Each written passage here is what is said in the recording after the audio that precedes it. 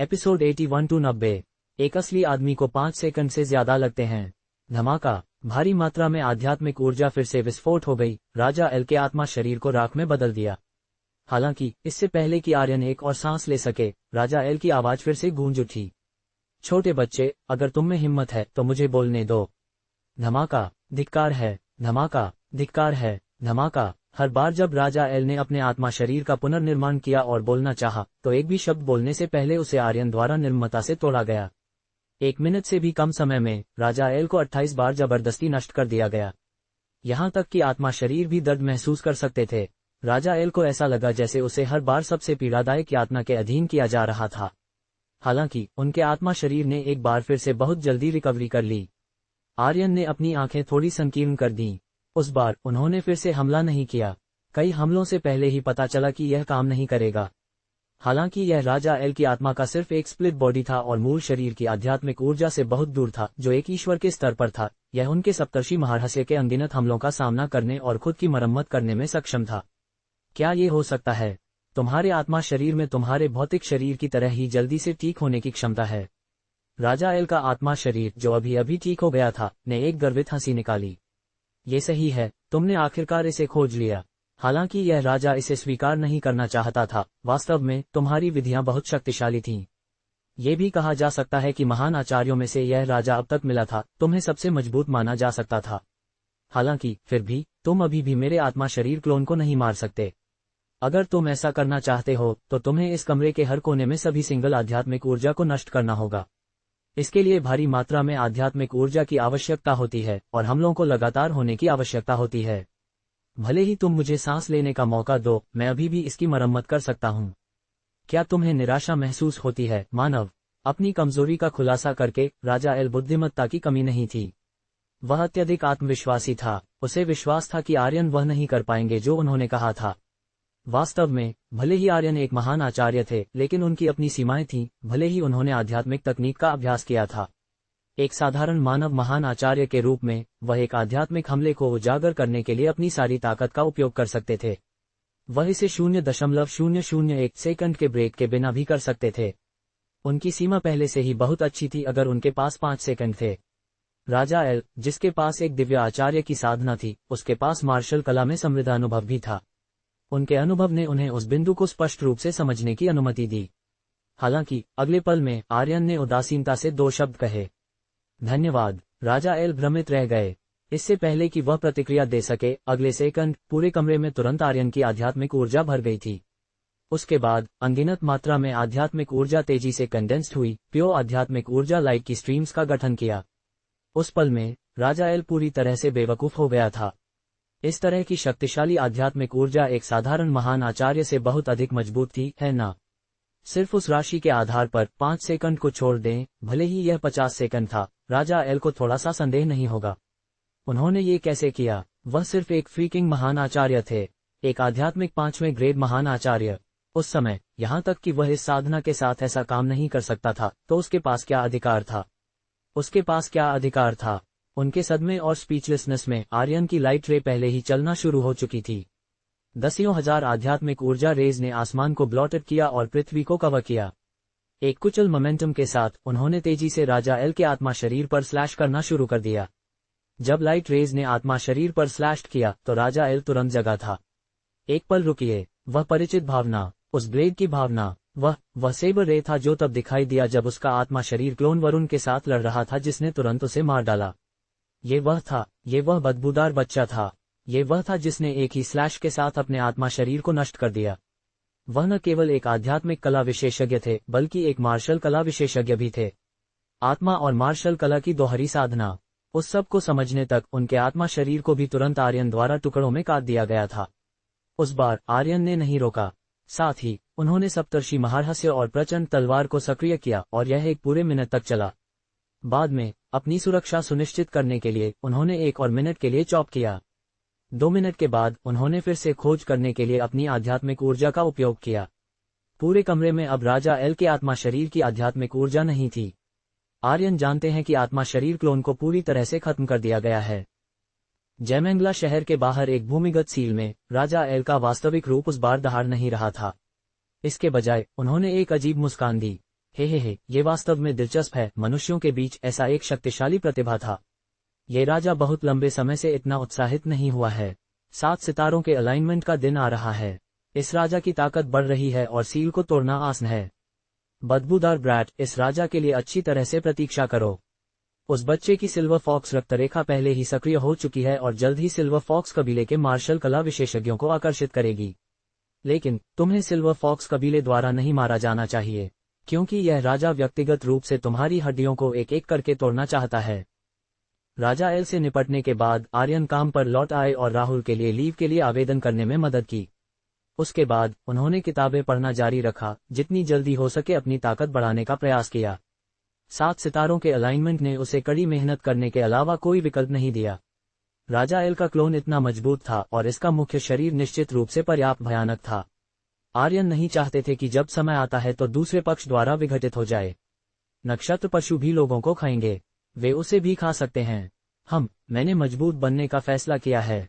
फिर मुझे राजा एल को टुकड़ों में विघटित करना होगा, जिसके बारे में बोलते हुए उस समय उसे वरुण से राजा एल का मैप मांगना चाहिए था। मैप के साथ यह बहुत आसान होगा। वह इस तथ्य का लाभ उठा सकते थे कि राजा एल ने पहले अपने क्लोन्स को खोदने के लिए पुनर्जीवित नहीं किया था और फिर उन्हें एक एक करके नष्ट कर दिया। दोपहर में जबकि आर्यन पढ़ रहे थे, एक युवा पुस्तकालयाध्यक्ष भाग गया और कहा कि निदेशक उसे ढूंढ रहे थे। हालांकि वह ये नहीं समझ पाए कि क्या हो रहा था, फिर भी उन्हें जाना पड़ा। जब आर्यन पहुंचे तो उन्हें एहसास हुआ कि निदेशक के कार्यालय में कोई ऐसा व्यक्ति था जिसे उन्होंने पहले देखा था। कुछ दिन पहले जैमेंगला मार्शल कला अकादमी के स्नातक समारोह में नालंदा मार्शल कला अकादमी के महान आचार्य भिक्षु ने एक भाषण दिया। आर्यन, तुम यहाँ हो? आर्यन ने सिर हिलाया। क्या निदेशक मुझे ढूंढ रहे हैं? मुझे आपका परिचय देने दो। ये नालंदा मार्शल कला अकादमी के प्रोफेसर आचार्य सिद्धार्थ हैं। वह एक महान आचार्य भी हैं। इस बार वह एक मिशन पर हमारे जैमेंगला शहर में आए हैं और उन्हें एक गाइड की आवश्यकता है। इसलिए तुम्हें इन कुछ दिनों में काम पर नहीं जाना है। एक पेड वेकेशन लो और आचार्य सिद्धार्थ को उनके मिशन को पूरा करने में मदद करने के लिए अपना सर्वश्रेष्ठ करो। आर्यन ने अपनी भौहें थोड़ी उठाईं और रिजेक्ट करने के लिए तैयार थे। उन्हें एक गाइड होने में कोई रुचि नहीं थी। वह पुस्तकालय में किताबें पढ़ने के लिए कैसे लेजर कर सकते थे? इससे पहले कि वह बोल सके, माधव ने जारी रखा। इन कुछ दिनों में शहर परिषद विशेष रूप से तुम्हारे लिए एक कार आवंटित करेगी। दैनिक खर्च 100,000 रुपये होंगे। अगर आचार्य सिद्धार्थ की कोई विशेष आवश्यकता है तो वह किसी भी समय राज्यपाल के घर को धन के लिए आवेदन करने के लिए कह सकते हैं। भूत भगाना, मैं समझ गया। आर्यन ने सिर हिलाया और उस मामले से सहमत हो गए। वह मूल रूप से सहमत नहीं होना चाहते थे, लेकिन इसके बारे में सावधानी से सोचते हुए हर समय पढ़ना उनकी दृष्टि के लिए बहुत अच्छा नहीं था। कभी कभी उन्हें बाहर जाना चाहिए और आराम करना चाहिए। इसके अलावा वह बाहर किताबें पढ़ सकते थे, है ना? जब तक वह राहुल को हर दिन शरीर परिष्करण से संबंधित किताबें को कार में ले जाने में मदद करने के लिए मिल जाते, तब तक ये ठीक होगा। अगर उन्होंने इसे पढ़ने के लिए समय निकाला तो यह उनके आराम को प्रभावित नहीं करेगा, न ही यह उनके पढ़ने को प्रभावित करेगा। निदेशक ने आचार्य सिद्धार्थ के साथ कुछ प्लेजेंट्रीज का आदान प्रदान किया इससे पहले कि वे बाहर चले गए। नगर निगम ने एक टाटा सफारी से लैस किया था।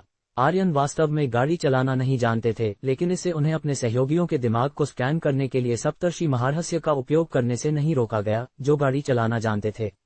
ड्राइविंग कौशल प्राप्त करना बहुत आसान था, जो काफी सुविधाजनक था।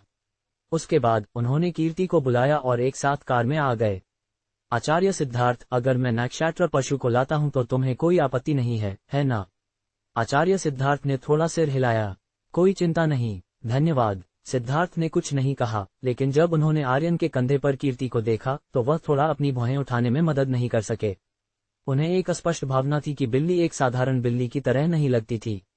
वास्तव में, हालांकि कोई अपनी ऑरा को छिपा सकता है जब वे आचार्य पद तक पहुंचते हैं, तो वे अभी भी थोड़ा अजीब महसूस करेंगे जब भी वे एक उच्च स्तर के किसी से मिलते हैं। आखिरकार किसी के स्तर का दमन एक शाश्वत और अपरिवर्तनीय कानून था। दुर्भाग्य से, अगर यह उनके पक्ष में आर्यन के लिए नहीं होता तो उन्होंने कुछ क्लूज पर ध्यान दिया होगा। हालांकि उनके पक्ष में आर्यन के साथ वह वास्तव में कीर्ति के बारे में कुछ भी विशेष नहीं देख सकते थे। ऐसा इसलिए था क्योंकि वह केवल ये देख सकते थे कि आर्यन एक प्रारंभिक दूसरे ग्रेड मार्शल कलाकार थे। एक मार्शल कलाकार जिसे सबड्यू कर सकता था वह निश्चित रूप से एक शीर्ष ग्रेड नक्षत्र पशु नहीं होगा। इसलिए थोड़ा अपनी भौहें उठाने के बाद सिद्धार्थ ने अब ध्यान देना जारी नहीं रखा। हम कहाँ जा रहे हैं? कहीं भी। जब रुकने का समय होता है तो ये गरीब भिक्षु तुम्हें सूचित करेगा। आर्यन ने कुछ और नहीं कहा। उन्होंने कार शुरू की और जेमेंगला शहर की सड़क के चारों ओर चले गए। सिद्धार्थ पिछली सीट पर थे। उन्होंने एक सुनहरी बुद्ध को बाहर निकाला, लाल कपड़े को हटा दिया और इसे सामने की पंक्ति में स्टोरेज बॉक्स पर सम्मानपूर्वक रखा। सुनहरी बुद्ध एक स्थिर सुई की तरह था। ये स्टोरेज बॉक्स पर क्रॉस लेग बैठा था और बिल्कुल भी नहीं हिलता था। फिर सिद्धार्थ का दूर के खिलाफ झुक गए। उनकी आंखें रुचि से भरी हुई थीं क्योंकि उन्होंने जेमेंगला शहर में इमारतों को देखा था। एक मानव, एक बिल्ली और एक भिक्षु चुपचाप कार में बैठ गए और आधे दिन तक रहे। जब वह गैस से बाहर चला गया और इसे भरने के लिए गैस स्टेशन पर चला गया तो सिद्धार्थ ने आखिरकार बात की। आधे दिन तक दौड़ने के बाद तुम्हें भूखा होना चाहिए, है ना? जाओ और कुछ खाना खाओ। आर्यन ने सिर हिलाया। वह वही था जो उनके दिमाग में था। टैंक भरने के बाद वह सिद्धार्थ को एक उच्च स्तरीय निजी रेस्तरां में ले गए जिसे वह लंबे समय से कोशिश करना चाहते थे। उन्होंने अपना मुंह खोला और कुछ हार्दिक व्यंजन ऑर्डर किए। मीठे और खट्टे पोर्क रिब्स, ब्रेज्ड छोटी पीली croaker, smoked beef, tandoori chicken. Order करने के बाद उन्होंने अचानक बात की। आचार्य एक बौद्ध हैं। तुम मांस नहीं खा सकते। सिद्धार्थ मुस्कुराए और उन्हें उजागर नहीं किया। ये ठीक है, नालंदा के पास इस पर कोई टबूज नहीं है। फिर मैं बस इसी तरह ऑर्डर करूंगा। सिद्धार्थ ने सिर हिलाया और तुरंत खिड़की से एक टेबल पर बैठ गए। आर्यन ने अपने कार्ड को स्वाइप करने के बाद वह चले गए। सिद्धार्थ ने खिड़की से बाहर देखा और साई करने में मदद नहीं कर सके। जेमेंगला शहर में बदलाव वास्तव में बहुत बड़े हैं। ये गरीब भिक्षु अभी भी 60 साल पहले याद करता है जब ये गरीब भिक्षु जेमेंगला शहर को छोड़ दिया और नालंदा में मार्शल कला सीखने के लिए गया। जेमेंगला शहर की वास्तुकला अब की तुलना में बहुत कम समृद्ध थी। क्या आचार्य जेमेंगला शहर से हैं? ये सही है, जेमेंगला शहर का एक मूल निवासी। उस वर्ष गरीब भिक्षु ने जेमेंगला मार्शल कला अकादमी के मध्य विद्यालय विभाग में भाग लिया। गरीब भिक्षु स्ट्राइक टेक्निक्स में अच्छे थे और 9 प्रांतों में युवा लोगों के लिए कुछ विशेष पुरस्कार जीते थे। उन्हें मालवा प्रांत में नालंदा मार्शल कला अकादमी द्वारा चुना गया था और विशेष रूप से भर्ती किया गया था। उस समय वह एक साधारण शिष्य बनना चाहते थे, लेकिन वह असहाय रूप से बौद्ध धर्म के आदी थे और खुद को बाहर नहीं निकाल सकते थे।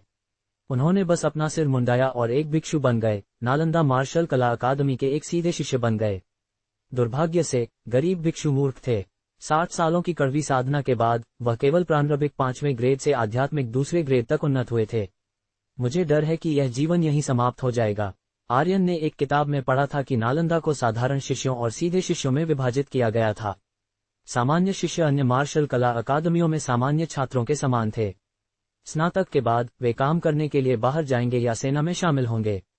सीधे शिष्य दूसरी तरफ उच्च स्तरीय बौद्ध साधना तकनीकों के संपर्क में आने में सक्षम होंगे और सुधार के लिए उनकी संभावनाएं और भी व्यापक होंगी। हालांकि एक बार जब कोई सीधा शिष्य बन गया तो वे अपने बाकी जीवन के लिए एक सीधे शिष्य होंगे। एक सीधा शिष्य बनने के बाद वे सामान्य शिष्यों की तरह स्वतंत्र नहीं होंगे। वे अपने बाकी जीवन के लिए नालंदा के लोग होंगे। आचार्य, खुद को नीचा दिखाने की जरूरत नहीं है। कुछ लोग 60 साल की साधना के बाद भी आध्यात्मिक क्षेत्र में उन्नत नहीं हो पाएंगे। सिद्धार्थ ने सिर हिलाया। ये सच है, यहाँ तक कि दुनिया में सबसे उत्कृष्ट प्रतिभा भी 20 से 30 सालों से कम समय में प्रारंभिक 5वें ग्रेड से आध्यात्मिक क्षेत्र में उन्नत नहीं हो पाएगा। इस बूढ़े भिक्षु को संतुष्ट होना चाहिए। आखिरकार 1 साल के भीतर ऐसे स्तर पर उन्नत होना असंभव है। क्या वह अमानवीय नहीं है? आर्यन चुप थे। जल्द ही व्यंजन एक एक करके परोसे गए। आर्यन ने तुरंत स्वादिष्ट व्यंजनों का आनंद लेना शुरू कर दिया। उनके आश्चर्य के लिए सिद्धार्थ ने मांस नहीं खाया। उन्होंने केवल सादा सफेद चावल खाया। क्या आचार्य ने यह नहीं कहा कि नालंदा ने मांस खाने से मना नहीं किया? सिद्धार्थ ने सिर हिलाया। बौद्ध धर्म में वास्तव में कोई नियम नहीं है। ये बूढ़ा भिक्षु है जिसने खुद के लिए नियम निर्धारित किए हैं। आर्यन ने टेबल पर व्यंजनों को देखा। क्या ये हो सकता है कि उन्हें उन सभी को खुद खत्म करने की अनुमति दी गई थी? हालांकि वह निश्चित रूप से उन सभी को खत्म कर देगा, लेकिन वह थोड़ा बहुत था, है ना? सिद्धार्थ ने आर्यन के विचारों के माध्यम से देखा था और थोड़ा मुस्कुराया था। श्रीमान आर्यन, इतने औपचारिक होने की जरूरत नहीं है। मेरे नियम खुद के लिए हैं। सिर्फ इसलिए कि मैं मांस नहीं खाता, इसका मतलब यह नहीं है कि तुम मांस नहीं खा सकते। दूसरों से वह मत करो जो तुम नहीं चाहते कि दूसरे तुम्हारे साथ करें। ये गरीब भिक्षु अभी भी इस तर्क को समझते हैं। उन शब्दों को सुनकर आर्यन अब आरक्षित नहीं थे। उन्होंने सीधे टेबल पर सभी भोजन को स्वीप कर दिया। किसी भी मामले में यह नगर निगम था जिसने इसके लिए भुगतान किया। एक दिन में 100,000 रुपये खर्च नहीं करना एक बर्बादी होगी। सिद्धार्थ ने भी चावल खाना समाप्त कर दिया और एक माउथफुल हर्बल चाय पी ली। इसे एक शाकाहारी भोजन माना जा सकता था। वास्तव में उन्हें और आर्यन को खाने की आवश्यकता नहीं थी। उनके जैसे अस्तित्व पहले से ही दुनिया में जीवित रहने के लिए आध्यात्मिक ऊर्जा पर भरोसा कर सकते थे। हालांकि आर्यन एक फूडी थे और सिद्धार्थ ने आर्यन को कुछ चेहरा देने के लिए थोड़ा सा खाया। उनकी राय में अगर उन्होंने नहीं खाया तो आर्यन खाने में बहुत शर्मिंदा होंगे। खाने के बाद वे दोनों वापस कार में आ गए और एक बार फिर शहर के चारों ओर घूमना शुरू कर दिया। हालांकि उस बार 20 मिनट से भी कम समय तक घूमने के बाद सुनहरी बुद्ध अचानक जगमगा उठा। कार को रोकें, सिद्धार्थ ने अचानक बात की। आर्यन ने ब्रेक पर स्टेप किया और सड़क के किनारे रुक गए। फिर सिद्धार्थ जल्दी से कार से बाहर निकल गए और पास के एक आवासीय इमारत में चले गए। आर्यन ने एक नजर डालने के लिए सप्तर्षि महारहस्य का उपयोग किया। तभी उन्हें एहसास हुआ कि प्रारंभिक 9वें ग्रेड में एक नक्षत्र पशु अंदर छिपा हुआ था। केवल अब आर्यन को समझ आया कि राज्यपाल ने सिद्धार्थ को न केवल जयमंगला मार्शल कला अकादमी के स्नातक छात्रों को एक भाषण देने के लिए आमंत्रित किया था, बल्कि उन्हें जयमंगला शहर के लिए एक क्लीन अप एक्टिविटी करने के लिए भी आमंत्रित किया था, ताकि शहर में छिपे हुए नक्षत्र पशुज और पशुमानवों को हल्के से स्वीप कर सकें। 7 सितारों के अलाइनमेंट के कारण नक्षत्र पशुज और पशुमानवों द्वारा लाई गई आपदा को रोकने के लिए वह सुनहरी बुद्ध तब एक खोज समारोह होना चाहिए। कीर्ति की तरह यह उसका नक्षत्र पशु था। ये प्रकाश उत्सर्जित नहीं कर सकता था और जब ये स्वतंत्र नक्षत्र पशुज और पशुमानवों का सामना करता था तो ये तुरंत एक चेतावनी जारी करेगा। मार्शल इरादा उन्नति गारंटीड आध्यात्मिक 6ठे ग्रेड। लगभग 10 मिनट बाद सिद्धार्थ अपने हाथ में एक भिक्षा पात्र के साथ बाहर आए। उनके हाथ में एक नक्षत्र पशु का केंद्र था और खून का एक निशान भी था। नक्षत्र पशु के शरीर और आत्मा को ट्रांसेंडेड किया जाना चाहिए। सब कुछ बहुत शांत था, जैसे कि कुछ भी नहीं हुआ था। हालांकि यह उम्मीद की जानी थी। सिद्धार्थ एक आध्यात्मिक 5वें ग्रेड महान आचार्य थे। उनके लिए एक छोटे असाधारण स्तर के नक्षत्र पशु को फेरी करना एक केक का टुकड़ा था जिसकी ताकत प्रारंभिक 9वें ग्रेड के बराबर थी। उसके बाद उन दोनों ने जयमंगला शहर के चारों ओर घूमना जारी रखा। दोपहर में उन्होंने 1 और 3 नक्षत्र पशुज को फेरी किया जो भीड़ में मिश्रित थे और एक प्रतिशोध आत्मा की आत्मा। शाम को सिद्धार्थ का चेहरा थोड़ा पेल था और उनकी आंखें कुछ हद तक खाली थीं। आर्यन ने महसूस किया कि उन्हें थका नहीं होना चाहिए। आखिरकार वे कुछ लक्ष्य सिर्फ छोटे एंटिटीज थे। वह एक आध्यात्मिक 5वें ग्रेड महान आचार्य थे, इसलिए वह कुछ छोटे फ्राई से थका नहीं होगा। हालांकि उन्होंने कारण नहीं पूछा। क्या तुम अभी भी जारी रखना चाहते हो? सिद्धार्थ ने सिर हिलाया। नहीं श्रीमान, आर्यन को भूखा होना चाहिए। चलो पहले खाते हैं। ठीक है। आर्यन ने समारोह पर खड़े नहीं हुए। उस बार उन्होंने एक बहुत अच्छा एक्वाटिक रेस्टोरेंट पाया और एक मछली फीस्ट ऑर्डर किया। सिद्धार्थ ने अभी भी एक कटोरी चावल खाया और सादे पानी का एक कप पिया। आधे से अधिक दिन एक साथ बिताने के बाद आर्यन पहले ही सिद्धार्थ के टेम्परामेंट को समझ चुके थे। वह एक दयालु बूढ़े आदमी की तरह थे जिन्होंने जीवन के माध्यम से देखा था और एक इजी गोइंग टेम्परामेंट था। इसलिए उन्हें समारोह पर खड़े होने की जरूरत नहीं थी। अन्यथा वह यहाँ आने के लिए क्यों सहमत हुए? कम से कम उसे कुछ मिठाइयाँ दो, है ना? एक दिन में 100,000 रुपये। वह वैसे भी यह सब खर्च नहीं कर पाएगा। अगर उसने कुछ अच्छा नहीं खाया तो यह एक बर्बादी होगी। व्यंजन बहुत जल्दी परोसे गए। सभी प्रकार के स्वादिष्ट मछली के व्यंजन रंग, सुगंध और स्वाद में अच्छी तरह से संतुलित थे। वे आंख को सुखद और पेट को पोषक थे। आर्यन और कीर्ति ने बहुत अच्छा खाया। सिद्धार्थ ने अपनी चॉपस्टिक्स नहीं हिलाई। जैसा कि उन्होंने आर्यन को खाते देखा, उन्होंने अचानक अपना मुंह खोला और कहा, श्रीमान आर्यन, क्या तुम्हें लगता है कि मनुष्यों के लिए नक्षत्र पशुज के साथ शांतिपूर्वक रहने के लिए यह संभव है? आर्यन ने सिर हिलाया। तुम ऐसा क्यों सोचते हो? सिद्धार्थ ने फिर से पूछा, लेकिन आर्यन ने अपना मुंह खोला और कहा, आचार्य ने मेरे मतलब को गलत समझा। मेरा मतलब है, मुझे नहीं पता। वह इसलिए है क्योंकि मैं सिर्फ एक छोटा पुस्तकालयाध्यक्ष हूँ। आर्यन के शब्दों ने सिद्धार्थ को अनैच्छिक रूप से हंसी में बर्स्ट किया। वह सही है, उसने आर्यन से क्यों पूछा? आखिरकार आर्यन केवल एक प्रारंभिक 2 ग्रेड मार्शल कलाकार थे जिन्होंने अपनी दिव्य आत्मा को भी सक्रिय नहीं किया था और वह सिर्फ एक छोटे पुस्तकालय के पर्यवेक्षक भी थे। यह नहीं था कि सिद्धार्थ उसके खिलाफ भेदभाव कर रहे थे, लेकिन यह उनकी स्थिति, ज्ञान और ताकत थी जिसने उनके हराइजन्स को सीमित कर दिया। सिद्धार्थ ने अब और बात नहीं की और चुपचाप अपने चावल खाने के लिए अपनी कटोरी उठाई।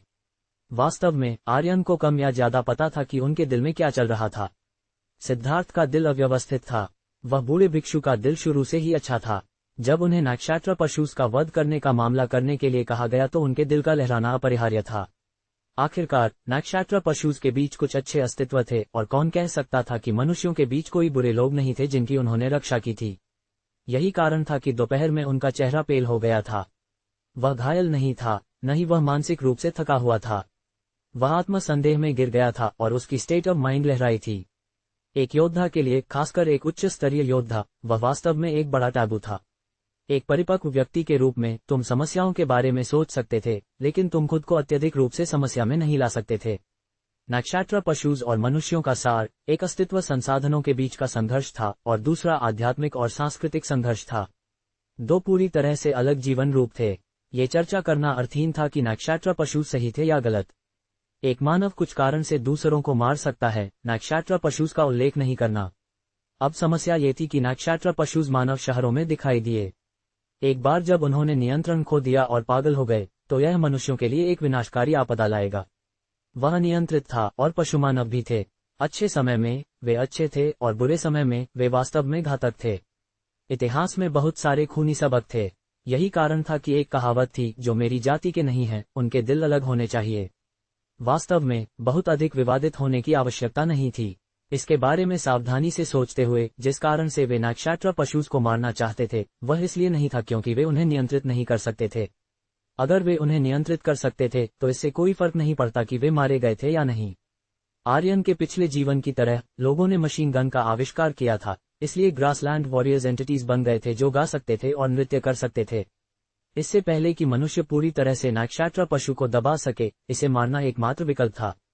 अगर वे बहुत दयालु थे, अगर कुछ गलत हो गया और मानव जाति का विनाश हो गया, तो वास्तव में कोई रोना नहीं होगा। अंत में वे अभी भी काफी मजबूत नहीं थे। केवल मजबूत लोग ही सब कुछ पर हावी हो सकते थे। केवल मजबूत लोगों को ही चुनने का अधिकार था।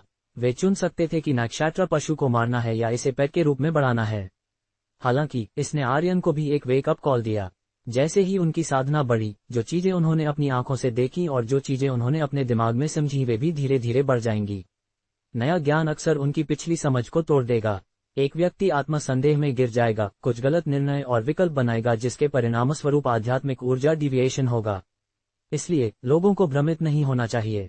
उस बिंदु तक सोचते हुए आर्यन को अचानक एक एपिफनी था। जब उन्होंने महान संघ में कदम रखा तो उनके पास दो पिछले एपिफनीज थे। वह अपने परिवार और दोस्तों की रक्षा करना था। दूसरा अपने दिल का पालन करना था। एक मजबूत व्यक्ति का दिल बंधा नहीं था। उन दोनों का सार अपेक्षाकृत समान था। जो मजबूत बनना था, केवल मजबूत बनकर ही वह अपने परिवार और दोस्तों की रक्षा कर सकता था। केवल मजबूत बनकर ही वह अपनी गरिमा और स्वतंत्रता की रक्षा कर सकता था। उन दो बिंदुओं के साथ अपने दिल में नींव के रूप में वह कदम से अपने दिमाग को मजबूत करेगा। फिर वह मार्शल कला के सच्चे अर्थ का पोषण करेगा और खुद को सुधारने की अनुमति देगा। फिर आगे क्या होगा? क्या वह उनकी रक्षा करना जारी रखेगा? आर्यन ने महसूस किया कि ऐसा नहीं होना चाहिए। एक मार्शल कलाकार के विकास की प्रक्रिया मूल रूप से धर्मनिरपेक्ष दुनिया से अलग होने की प्रक्रिया थी। इसके बारे में सोचें। अगर तुम इतने मजबूत थे कि तुम सिर्फ एक ग्लांस के साथ सभी की रक्षा कर सकते थे, तो क्या दूसरों की रक्षा करना कुछ ऐसा होगा जिसके लिए तुम्हें लगातार प्रयास करने की आवश्यकता होगी? जाहिर है नहीं। अगर तुम्हारे पास प्रयास करने के लिए कुछ नहीं था, तो ये तुम्हारे कंकाल को खोने जैसा होगा। तुम्हारी मार्शल कला को कैसे सुधारा जा सकता है? इसलिए उसे अभी भी अपने दिल का समर्थन करने के लिए एक उच्च आध्यात्मिक प्रेरक की आवश्यकता थी, ताकि वह अपनी बढ़ती ताकत के कारण खुद को खो न सके। वह आध्यात्मिक आधार मजबूत बनना था, अनायास मजबूत बनना था। इतना मजबूत कि वह किसी के द्वारा भविष्य नहीं होगा, न ही वह किसी भी ताकत या किसी भी चीज से बंधा होगा। उसे कुछ भी सोचने की जरूरत नहीं थी। जब तक वह मजबूत हो गया, वह सब कुछ प्राप्त करने में सक्षम होगा। उनकी आस्था अटूट थी। उस बिंदु तक सोचते हुए आर्यन को अचानक अपनी आध्यात्मिक चेतना से एक दहाड़ आती हुई महसूस हुई। सप्तर्षि महारहस्य तेजी से रिवॉल्व और आध्यात्मिक कमल अपने आध्यात्मिक समुद्र में खिले। उस पल में उनकी आध्यात्मिक ऊर्जा ने एक बार फिर एक बड़ी वृद्धि प्राप्त की थी। उनके मार्शल इरादे में भी काफी वृद्धि हुई थी। उनके मार्शल इरादे पहले ही आध्यात्मिक छठे ग्रेड के स्तर तक पहुंच गए थे। साधना में वृद्धि आध्यात्मिक ऊर्जा और मार्शल इरादे का फ्यूजन था। दोनों अपरिहार्य थे। जब आर्यन ने चौथे ग्रेड से पांचवें ग्रेड तक तोड़ दिया था, तो उनकी आध्यात्मिक ऊर्जा पहले ही शून्य सीमा बिंदु तक पहुंच गई थी। हालांकि उनके मार्शल इरादे ने उन्नत नहीं किया था, इसलिए वह आध्यात्मिक पांचवें ग्रेड में कदम नहीं उठाए थे। उस पल में उनके मार्शल इरादे ने समय से पहले आध्यात्मिक छठे ग्रेड तक तोड़ दिया था। जब तक उनकी आध्यात्मिक ऊर्जा शून्य सीमा बिंदु तक पहुंच गई, वह आध्यात्मिक छठे ग्रेड तक उन्नत हो सकते थे। जिस तरह से कॉलेज एंट्रांस एग्जाम की तरह अन्य लोगों को एग्जाम को गंभीरता से लेने की जरूरत थी, लेकिन तुम्हें पहले से ही एक गारंटी मिली थी। चाहे तुमने एग्जाम लिया या नहीं अब महत्वपूर्ण नहीं था, क्योंकि तुम पहले से ही उस शीर्ष विश्वविद्यालय में एक विश्वविद्यालय छात्र बनने के लिए नियत थे। आर्यन ने अभी भी भ्रमित सिद्धार्थ को देखा और हंसना या रोना नहीं जानता था। सिद्धार्थ 60 सालों तक कड़वी साधना कर रहे थे, लेकिन उन्होंने अभी तक स्टेट ऑफ माइंड से नहीं तोड़ा था। विडंबना यह है कि आर्यन उनके कारण उन्नत हुए थे। भाग्य का क्या मजाक है, बुद्ध या भूत। अगले कुछ दिनों में आर्यन ने बूढ़े भिक्षु सिद्धार्थ के साथ और जयमेंगला शहर के चारों ओर घूमते रहे। हालांकि जयमेंगला शहर में पहले से ही एक सेना टुकड़ी थी, लेकिन सेना टुकड़ी आखिरकार प्रारंभिक क्षेत्र के योद्धाओं का एक समूह था। वे आध्यात्मिक क्षेत्र तक भी नहीं पहुंचे थे, इसलिए उनके लिए उन नक्षत्र पशुओं को ढूंढना मुश्किल था जो थोड़े मजबूत थे। हालांकि जाल से बचने वाले उन मछलियों को सभी बूढ़े भिक्षु से मिलने के बाद मारे गए थे। उनमें से कोई भी नहीं बच पाया। वह रात विशेष रूप से सच था। ये प्रशंसनीय था कि वे छिपे हुए नक्षत्र पशु, ऑर्क्स, भूत और प्रेटिशोड आत्मा रात में बाहर आने की अधिक संभावना रखते थे। सिद्धार्थ ने एक पंक्ति में 20 से 30 नक्षत्र पशुओं को मार डाला था, जिसमें प्रेटिशोड आत्मा भी शामिल थे। इसके अलावा उन सभी के पास प्रारंभिक 5वें ग्रेड और ऊपर की ताकत थी। उस तरह से जयमेंगला शहर के सभी प्रमुख खतरों को सिद्धार्थ द्वारा लगभग पूरी तरह से एराडिकेटेड किया गया था। जितना अधिक सिद्धार्थ ने नक्षत्र पशुओं को मार डाला, आर्यन ने महसूस किया कि उनके शरीर के भीतर आंतरिक राक्षस मजबूत और मजबूत हो रहे थे। उनकी शांतिपूर्ण आंखें समय समय पर फेंट किलिंग इंटेंट के निशान भी प्रकट करती थीं। ये सामान्य ज्ञान था कि चूंकि सिद्धार्थ एक महान आचार्य थे, तो उनकी स्टेट ऑफ माइंड को गहरा कहा जा सकता था। उनकी स्टेट ऑफ माइंड के लिए सिर्फ कुछ दर्जन नक्षत्र पशुओं को मारने के कारण परेशान होना बिल्कुल असंभव था। सीन्स के पीछे निश्चित रूप से कुछ था। चौथी रात को आर्यन आचार्य सिद्धार्थ को उपनगरों में ले गए और एक और प्रारंभिक 7वें ग्रेड नक्षत्र पशु को मार डाला। उस समय ये पहले से ही आधी रात बीत चुका था। सिद्धार्थ का चेहरा बहुत पेल था।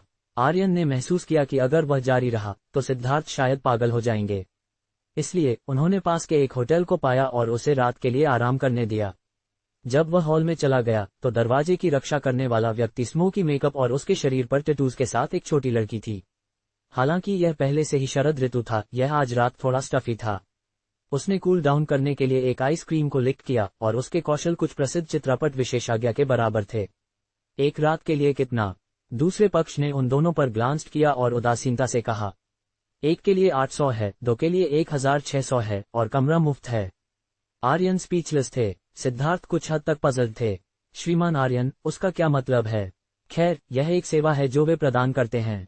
इसका मतलब अपने ग्राहकों की आध्यात्मिक कमजोरी को चुनौती देना है। आर्यन ने इसे इस तरह से समझाने की पूरी कोशिश की कि बूढ़ा भिक्षु समझ सके। सिद्धार्थ बहुत आश्चर्यचकित थे। कमाल, इस गरीब भिक्षु ने कभी कल्पना नहीं की थी कि मार्शल कलाकारों के लिए एक आध्यात्मिक बाधा जैसी एक अद्भुत चीज होगी। यदि कोई इसे तोड़ सकता है तो कोई निश्चित रूप से अपनी स्टेट ऑफ माइंड में सुधार करने में सक्षम होगा। जैसा कि अपेक्षित था, मार्शल कला विशेषज्ञ लोगों के बीच हैं। इस गरीब भिक्षु ने 60 सालों तक खेती की है और कुछ नालंदा आध्यात्मिक बौद्ध तकनीकों की भी खेती की है। क्या ये गरीब भिक्षु इसे ट्राई कर सकता है? आर्यन अचंभित थे। उन्हें यकीन नहीं था कि भिक्षु ने उनके शब्दों के पीछे के अर्थ को समझा था, या यदि उन्होंने नहीं किया था। उन्हें नहीं पता था कि वह मडल हेडेड होने का ढोंग कर रहे थे, या यदि वह वास्तव में मडल हेडेड थे। अगर वह खुले तौर पर पूछता तो ये बहुत अच्छा नहीं होगा।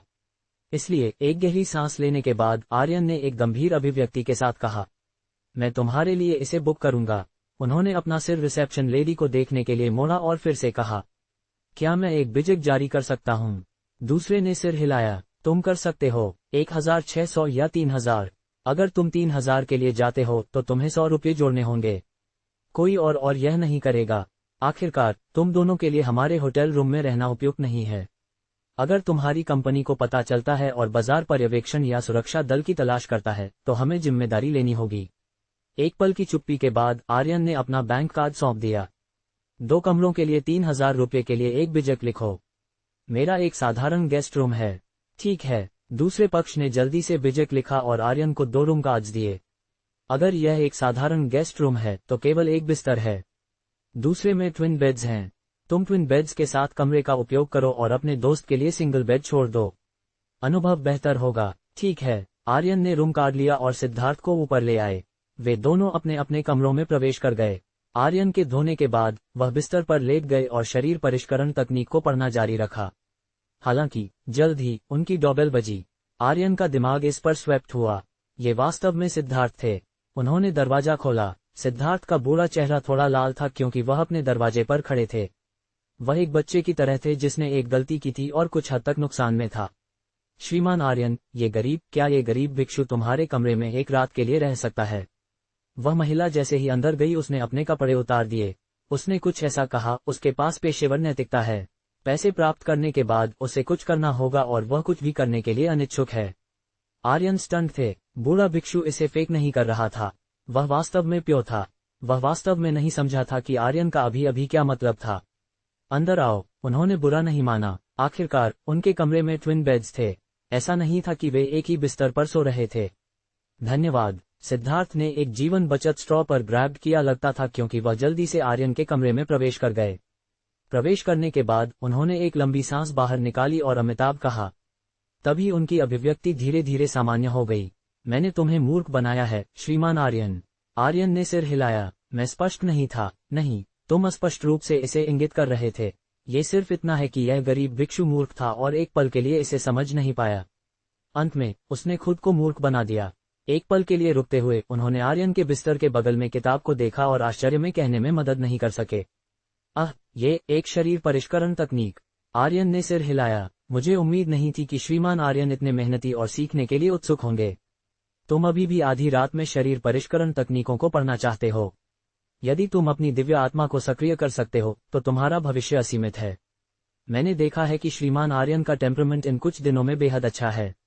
वह बौद्ध साधना तकनीकों की खेती के लिए बेहद उपयुक्त हैं। शायद ये श्रीमान आर्यन है जो बौद्ध धर्म के साथ नियत है।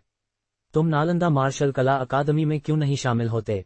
ये गरीब भिक्षु आत्मा को कंडेंस करने के लिए श्रीमान आर्यन के लिए एक आत्मघनी गोली के लिए लड़ सकता है।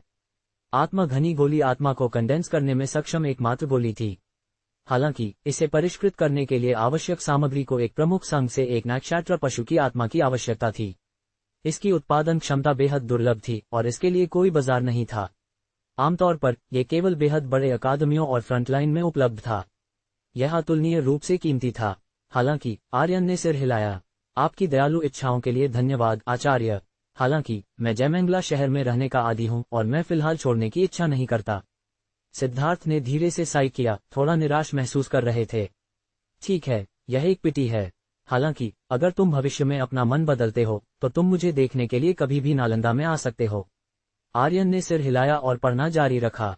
इस बीच बूढ़ा भिक्षु सिद्धार्थ क्रॉस लेग बैठा और ध्यान किया, चुपचाप बौद्ध धर्म का पाठ किया। जैसा कि उन्होंने बौद्ध धर्म का पाठ किया, एक सुनहरी रोशनी उनके शरीर पर चमक गई, उनके शरीर पर बुरी औरा को भगा दिया।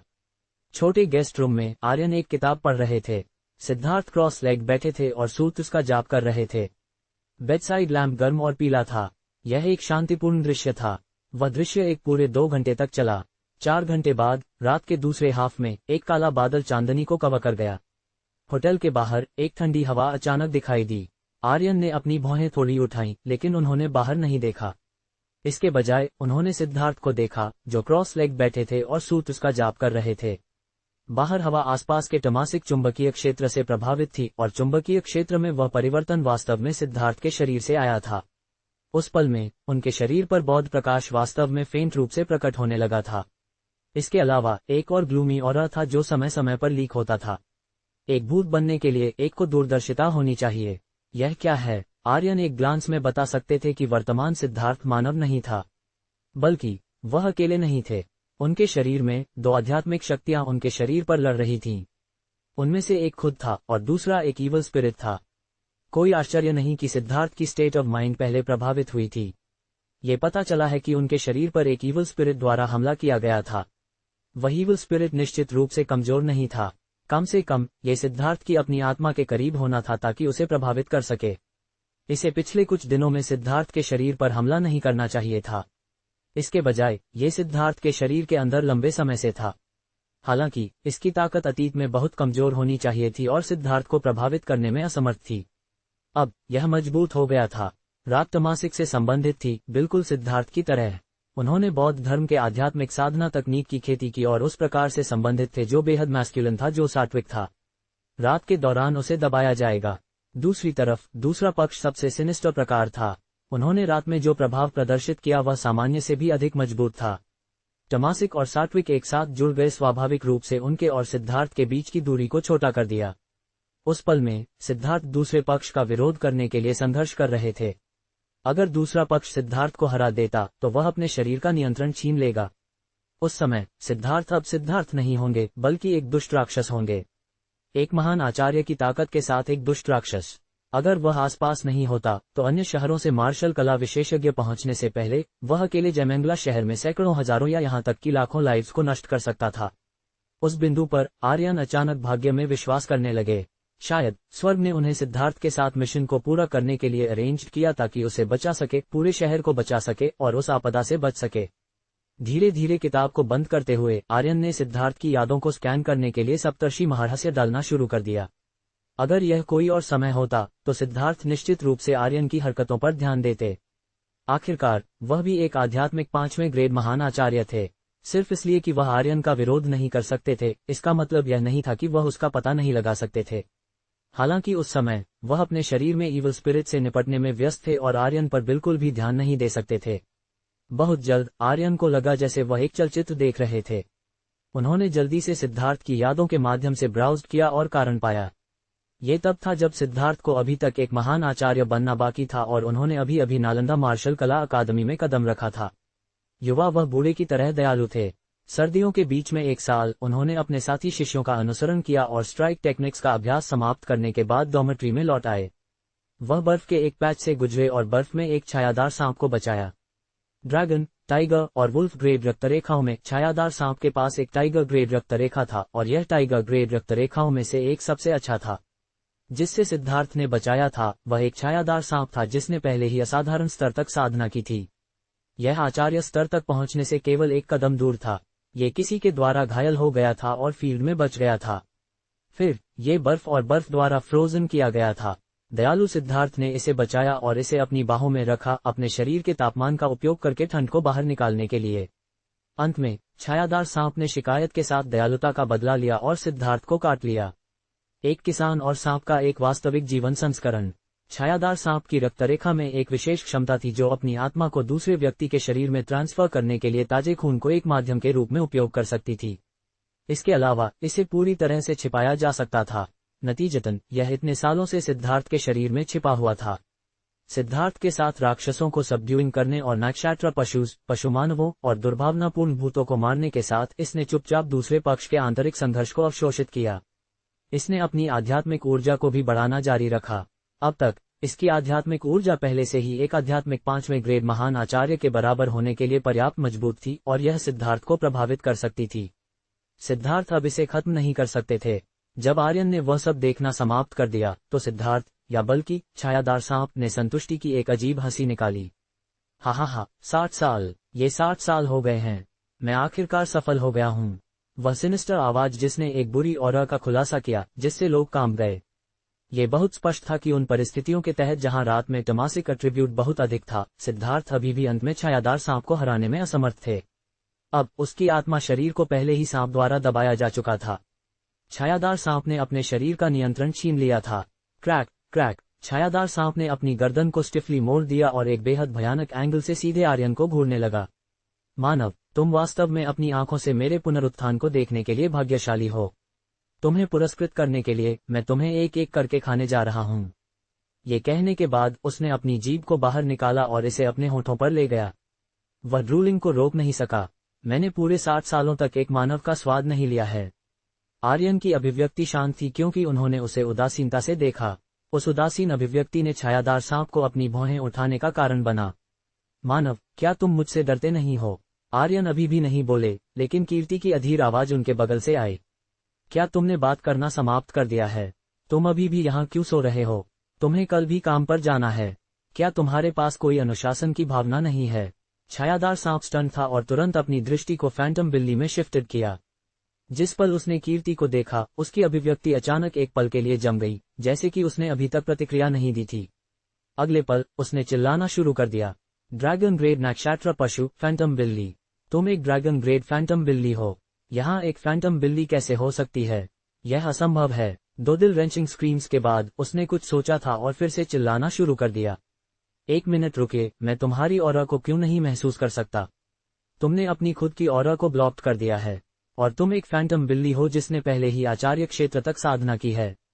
धिक्कार है। सिद्धार्थ के मुख्य शरीर के लिए फैंटम बिल्ली को पहचानने में सक्षम नहीं होना सामान्य था, क्योंकि वह एक विशेष बीस्ट मास्टर नहीं था और उनकी आध्यात्मिक ऊर्जा आर्यन को सुपरसीड नहीं कर सकती थी। हालांकि छायादार सांप को निश्चित रूप से गलत नहीं होना चाहिए था। ये सिर्फ इसलिए नहीं था क्योंकि दो नक्षत्र पशुओं के बीच की भावना एक मानव की तुलना में बहुत अधिक थी। साथ ही एक और बेहद महत्वपूर्ण कारण भी था। फैंटम बिल्ली छायादार सांप का पसंदीदा भोजन था। फैंटम बिल्ली को छायादार सांप का प्राकृतिक दुश्मन कहा जा सकता था। इसके अलावा यह एक प्राकृतिक ऑर्डर था जो साधना के बजाय रक्त रेखा से स्टेम था। अत्याचार के अनगिनत सालों के बाद फैंटम बिल्ली के लिए उनका डर उनके जीन्स में गहराई से इम्प्रिंटेड किया गया था। दुर्भाग्य से उनकी आंखों से पहले एक फैंटम बिल्ली थी। नहीं नहीं नहीं नहीं नहीं नहीं, समस्या का क्रक्स फैंटम बिल्ली पर नहीं लगता था। इसने फिर से अपना सिर मोड़ा और आर्यन को देखा, फिर फैंटम बिल्ली को देखा, फिर आर्यन को देखा। मानव और फैंटम बिल्ली शांतिपूर्वक मिल रहे थे। फिर से देखते हुए फैंटम बिल्ली आर्यन के बिस्तर के फुट पर सो रही थी। वह स्पष्ट रूप से एक पूर्ण गुलाम का संकेत था। उनकी आंखों में वह युवा व्यक्ति जो युवा और अनुभवी दिखता था, वह सिर्फ स्वॉडलिंग क्लोथ्स में एक बच्चे की तरह था। क्या वह एक आचार्य ग्रेड फैंटम बिल्ली का मालिक था? तो वह कितना मजबूत था। धिक्कार है। क्या मैंने आज बाहर जाते समय अल्मनाक की जांच नहीं की? उस पल में छायादार सांप एक भयानक स्थिति में था। यह एक बड़ा अव्यवस्था था। भागो। अंतिम शरीर परिष्करण तकनीक। छायादार सांप बहुत चालाक था। कई साल पहले जब यह मृत्यु के कगार पर था तो इसने अपनी आत्मा को सिद्धार्थ के शरीर में छिपा दिया था। सिद्धार्थ का उपयोग करके मजबूत बनने के लिए और आखिरकार अपने शरीर पर कब्जा कर लिया। ये सीधे एक मानव आचार्य का शरीर प्राप्त कर सकता था। उस पल में जब यह एक अज्ञात मात्रा की ताकत के साथ एक अस्तित्व का सामना करना पड़ा तो उसने बिल्कुल भी संकोच नहीं किया और अगले सेकंड में भागने के लिए चुना। हालांकि उसने सवाल नहीं सोचा, क्या वह बच सकता है? जिस पल से आर्यन ने सप्तर्षि महारहस्य को सक्रिय किया, जिसने पहले ही इसे पूरी तरह से लॉक कर दिया था। जब ये भागना चाहता था तो आर्यन का हमला भी एक पल में शुरू किया गया था। धमाका। सप्तर्षि महारहस्य ने एक लाइटनिंग लाइक पोस्चर के साथ छायादार सांप की आत्मा को निर्ममता से कुचल दिया। बस एक पल में इसने छायादार सांप की आत्मा को टुकड़ों में धमाका कर दिया। सिद्धार्थ की आत्मा, जो मूल रूप से दबा थी, तुरंत प्रतिक्रिया दी और उस अफसर को अपने शरीर से डार्क स्नेक की आत्मा फ्रैगमेंट को बाहर निकालने के लिए मजबूर किया। एक पल में सिद्धार्थ के शरीर ने एक रिस्प्लेंडेंट सुनहरी रोशनी उत्सर्जित की जिसने पूरे कमरे को जगमगा दिया। आर्यन ने लेजली खींचा, फ्लिप्ड ओवर और खुद को कंबल से ढक लिया। अपने सपने में प्रवेश कर रहे थे। जल्द ही सिद्धार्थ ने धीरे धीरे अपनी आंखें खोलीं। उनकी आंखों में दयालुता एक बार फिर अपनी मूल स्थिति में लौट आई थी। सभी ग्लूमी गायब हो गए थे। सिर्फ इतना ही नहीं, उनकी आंखों में दृढ़ संकल्प का एक हिंट था। उस पल में उनके दिल में मार्शल इरादा एक बार फिर स्थिर हो गया था। उनके बगल में बिस्तर पर देखते हुए, जहां आर्यन और कीर्ति अच्छी तरह से सो रहे थे, सिद्धार्थ ने एक टर्बड की सांस बाहर निकाली। उन्होंने मुस्कुराया और बुद्ध का नाम जाप किया, अमिताभ। उसके बाद उन्होंने ध्यान करना जारी रखा। रात बहुत जल्दी बीत गई। अगली सुबह उन दोनों ने एक स्वादिष्ट नाश्ता किया और राक्षसों और देवताओं को मारने के अपने काम को शुरू कर दिया। पूरी गतिविधि एक पूरे 10 दिनों तक चली। 10 दिनों के बाद वे दोनों पुस्तकालय में लौट आए। निदेशक माधव ने मुख्य प्रवेश द्वार पर व्यक्तिगत रूप से उनका स्वागत किया। आचार्य सिद्धार्थ, इन पिछले कुछ दिनों में तुम पर मुश्किल रही है। सिद्धार्थ ने अपना हाथ उठाया और झुक गए, मुस्कुराते हुए। अमिताभ, पुस्तकालय के प्रमुख, तुम बहुत विनम्र हो। इस गरीब भिक्षु ने इन पिछले 10 दिनों में काफी कुछ हासिल किया है। राज्यपाल और कमांडर राघव ने पहले ही जयमंगला शहर होटल में एक भव्य बैंक्वेट स्थापित कर दिया है। अमिताभ, मैं राज्यपाल की दयालुता की प्रशंसा करता हूँ। हालांकि इस गरीब भिक्षु को अभी भी अगले शहर में दौड़ना होगा। कृपया इस गरीब भिक्षु को उनसे मिलने में सक्षम न होने के लिए क्षमा करें। माधव जानते थे कि सिद्धार्थ उस तरह के लेमन नहीं थे, इसलिए उन्होंने उसे डिसवेड करने की कोशिश नहीं की। इसके बजाय उन्होंने मुस्कुराया और कहा, उस मामले में मैं आपको एक सुरक्षित यात्रा की इच्छा करता हूं, आचार्य। सिद्धार्थ ने सिर हिलाया और तुरंत आर्यन को देखा। उन्होंने अपनी आस्तीन से एक हस्तलिखित साधना तकनीक बाहर निकाली। श्रीमान आर्यन, इन पिछले कुछ दिनों में इस गरीब भिक्षु के लिए रास्ता दिखाने के लिए धन्यवाद। इससे पहले कि हम अलग हो जाते हैं, इस गरीब भिक्षु के पास कोई सांसारिक उपहार नहीं था, इसलिए इस गरीब भिक्षु ने एक नालंदा शरीर परिष्करण साधना तकनीक सुवर्ण कवच की कॉपी बनाई। आर्यन ने तकनीक को स्वीकार कर लिया। तो मैं आचार्य के साथ शिष्टाचार नहीं करूंगा। श्रीमान आर्यन, इस गरीब भिक्षु के पास अभी भी वही शब्द हैं। तुम्हारा टेम्परामेंट बुरा नहीं है और तुम बुद्ध के साथ नियत हो। अगर भविष्य में कोई अवसर है तो तुम्हें अभी भी नालंदा मार्शल कला अकादमी में जाकर इसे ट्राई करना चाहिए। आर्यन ने एक फेंट मुस्कान के साथ कहा। अगर मैं मार्शल कला की साधना के लिए नालंदा मार्शल कला अकादमी में जाता हूं और यूटिलिटेरियन बन जाता हूं, तो क्या मैं इस स्टेट ऑफ माइंड को खो नहीं देता? सिद्धार्थ को पीछे ले जाया गया इससे पहले कि वह एक मुस्कान के साथ सिर हिलाए। इस गरीब भिक्षु ने उम्मीद नहीं की थी कि मैं खुद को मूर्ख बनाऊंगा। पहाड़ ऊंचा है और सड़क लंबी है, आसमान ऊंचा है और पानी लंबा है। हम यहाँ अलविदा कहेंगे, हम भविष्य में फिर से मिलेंगे, हम भविष्य में फिर से मिलेंगे। उन दोनों ने अलविदा कहा। आर्यन और माधव ने सिद्धार्थ की पीठ को देखा क्योंकि वह चले गए। सूरज के नीचे सिद्धार्थ का आंकड़ा फैला हुआ था। वह एक तपस्वी भिक्षु की तरह थे। वह भीड़ में ओशन में एक बूंद की तरह थे और खुद को प्रकट नहीं किया। हालांकि उनके आंकड़े पर सिर्फ एक ग्लांस उनके दृढ़ संकल्प और परसिस्टेंस से संक्रमित होने के लिए पर्याप्त था। उनका दिल कितना भी आंदोलित था, वह अभी भी शांत हो सकता था। लगता है कि तुम और आचार्य सिद्धार्थ अच्छी तरह से मिल रहे हैं। जब सिद्धार्थ दूर थे तो माधव ने मुस्कुराया और इसे उठाया। ये बुरा नहीं है। आचार्य सिद्धार्थ की नालंदा मार्शल कला अकादमी में स्थिति बहुत अच्छी है। हालांकि तुम हमेशा अधिक बौद्ध रहे हो और किसी भी चीज के लिए नहीं लड़ते। कभी कभी तुम्हें अभी भी कुछ चीजों के लिए लड़ना पड़ता है। कुछ अवसर ऐसे हैं जो केवल चांस से सामना किए जा सकते हैं, लेकिन एक बार चूक जाने पर तुम अपने जीवन काल में इसे फिर से कभी नहीं करोगे। ये स्पष्ट था कि माधव भी आर्यन को राजी करने की कोशिश कर रहे थे। नालंदा मार्शल कला अकादमी मालवा प्रांत में सबसे समृद्ध मार्शल कला अकादमी थी। 9 प्रांतों में ये शीर्ष कुछ अकादमियों में से एक भी था। सिद्धार्थ वेटरन प्रोफेसर में से एक थे। अपने ध्यान और समर्थन को प्राप्त करने में सक्षम होने के लिए आर्यन का भविष्य उज्जवल नहीं हो सकता है, लेकिन वह निश्चित रूप से अब की तुलना में 100 गुना से अधिक मजबूत होगा। हालांकि आर्यन अभी भी नहीं चले। उन्होंने केवल अपने हाथ में काकीज और बैंक कार्ड निदेशक माधव को सौंप दिए। शोहरत और भाग्य के लिए लड़ना बहुत थकाऊ है। मैं बस एक पुस्तकालयाध्यक्ष बनूंगा। निदेशक माधव ने असहाय रूप से अपना सिर हिलाया। आर्यन हर तरह से अच्छे थे, लेकिन उनका व्यक्तित्व बहुत गैर जिम्मेदाराना था। वह बिना किसी इच्छाओं या महत्वाकांक्षाओं के पुस्तकालय में पूरे दिन पढ़ते थे। अगर यह जारी रहा तो यह बच्चा शायद अपने बाकी जीवन के लिए अकेला होगा, अपने बाकी जीवन के लिए सिंगल हो जाएगा। इस बच्चे के रिज्यूम पर एक रिकॉर्ड लगता है कि उसके माता पिता हीरोज थे जो युद्ध के मैदान पर युद्ध में मर गए थे, है ना? अकेले रहने के लिए उसके लिए ये काफी मुश्किल है। जिसके बारे में बोलते हुए 2 दिन पहले मेरी बहन ने मुझे अपनी पोती से किसी का परिचय देने के लिए कहा था। क्यों नहीं, आर्यन को इसे ट्राई करने दो। दूसरी तरफ जैमेंगला शहर के केंद्र में एक भूमिगत नाले में कुछ काले परछाए एक साथ इकट्ठा हुए। मुझे यह मिला, वह नालंदा का बूढ़ा गंजा गधा पहले ही पड़ोसी शहर में चला गया है। धिक्कार है, वह आखिरकार चला गया है। मैं इन पिछले कुछ दिनों से टेंटेहुक्स पर रहा हूँ। मैं सोने की भी हिम्मत नहीं करता, डरता हूँ कि मैं पकड़ा जाऊंगा। हर बार 7 सितारे अलाइंड होने से पहले मनुष्य हमेशा एक क्लीन अप ऑपरेशन करेगा। इस बार जैमेंगला शहर में हमारे लगभग सभी भाई मारे जाने वाले थे। इस ऋण को सिर्फ इसी तरह सेटल नहीं किया जा सकता है। ये सही है, हमें मनुष्यों को खून से भुगतान करना होगा। हालांकि 7 सितारों के अलाइंड होने का दिन अभी तक नहीं आया है। हमारी ताकत अभी तक अपनी चोटी तक नहीं पहुंची है। फिलहाल मनुष्यों के खिलाफ एक बड़ा मूव करना हमारे लिए उपयुक्त नहीं है। भले ही ऐसा है, हम अभी भी पहले कुछ ब्याज कलेक्ट कर सकते हैं।